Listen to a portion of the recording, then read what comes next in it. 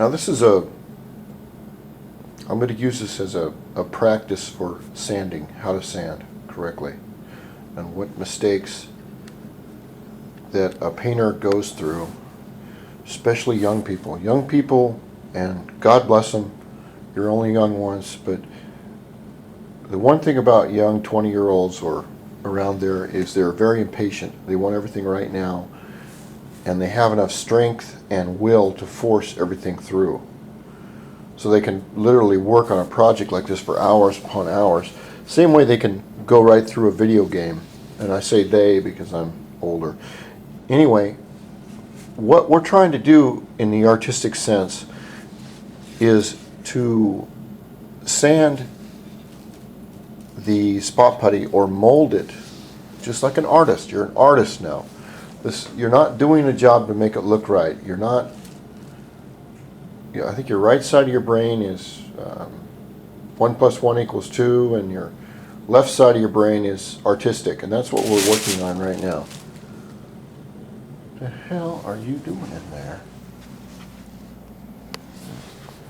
So, this spot putty has been put on this angle right here, this other angle right here, and this third angle right down here.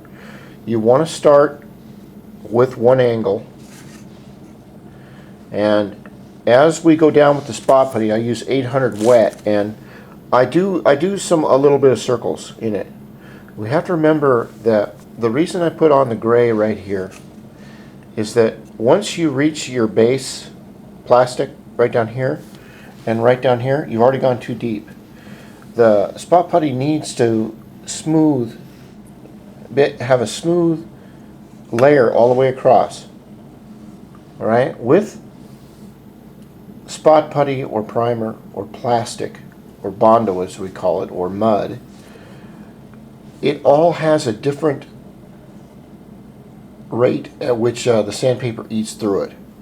So if we're eating through the spot putty and the base plastic, what's happening is the spot putty will dish out.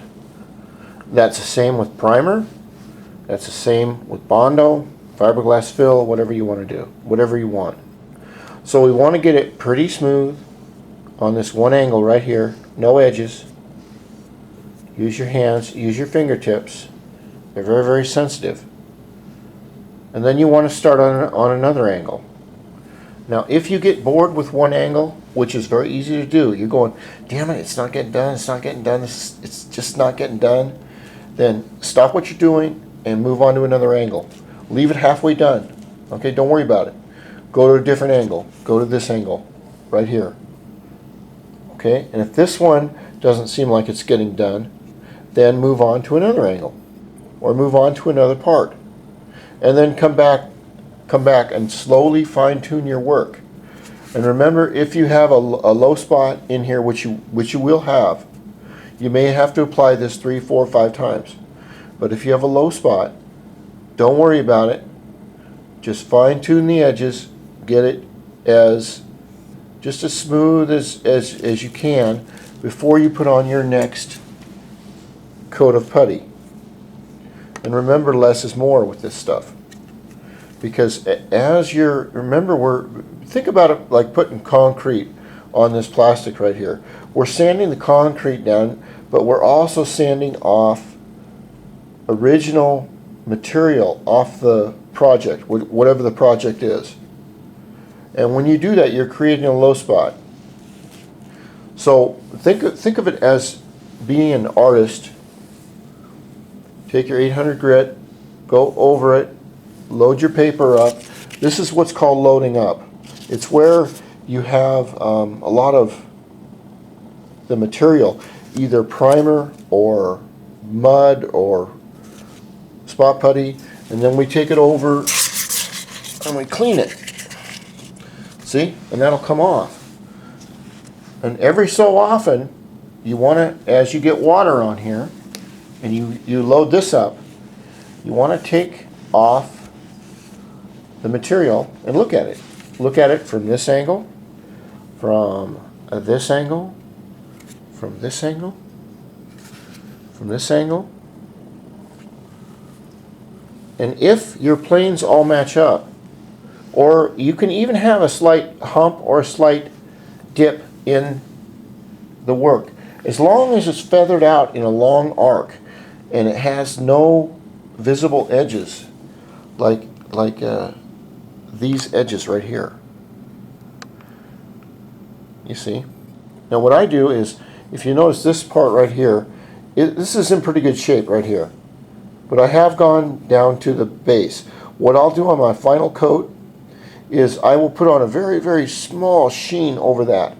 And I will blend it into here and into here. Okay, before I put on my filler primer. Then I'll put on maybe 2 or 3 coats of filler primer. I'll block that with the black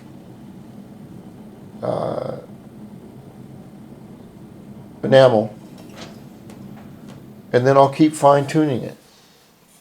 And eventually, what I hope this will look exactly like it did before it cracked right down here and it cracked right down here. Like I said, this is one of my favorite pieces because Steve gave it to me from Steve Van Treese from VT Cycles, and it's just one of those deals that, you know, the guy went the little extra mile, and I'll tell you what, that brings him some business because I throw all my business his way, and I throw all my the people that watch my videos business his way. And like I said, you know, there may be other shops. I've never been to Hawaii, 50 years old. I don't know of any other shops. And he reached out to me, so good business is where you find it. And, you know, God bless VT Cycles, because without them, my videos would not be on YouTube right now. And I would not be able to do the work that I do. So, you know, I really want to thank Steve and Keone. I hear Keone's going back to work at VT like real quick. Hint, hint, hint. At least I hope he does. Okay, and we'll keep fine-tuning this.